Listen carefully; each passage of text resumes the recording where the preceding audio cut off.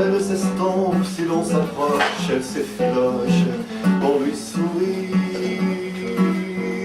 Elle est partie, toujours entière, insaisissable, un peu d'ici, un peu d'ailleurs, la tête dans l'air, elle va toujours ici même, si ailleurs, ailleurs, ici, ailleurs.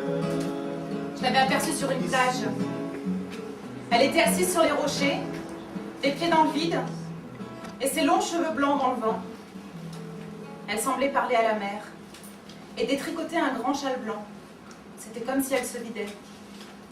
Son corps semblait rétrécir, sa voix devenait plus profonde, plus grave. Elle parlait sans jamais s'arrêter. Un jour, j'ai vu les chevaux de laine flotter dans l'eau et les poissons s'amusaient à passer entre les mailles.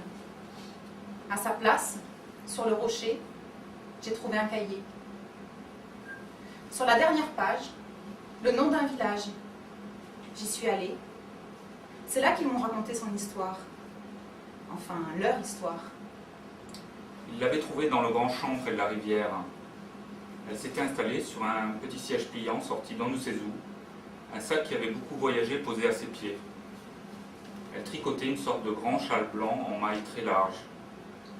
Au début, ils avaient cru qu'elle était de passage. On transite sur son transat. Mais elle était restée.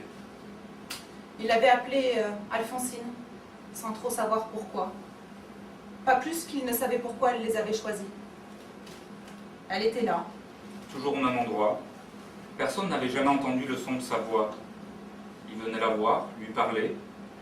Il venait aussi s'asseoir à côté d'elle sans rien dire. Chaque jour, il lui apportait quelque chose à manger. Elle était Reposante, apaisante. Elle les connaissait tous, et eux ne savaient même pas comment elle s'appelait. Elle était là. C'était ça le plus important.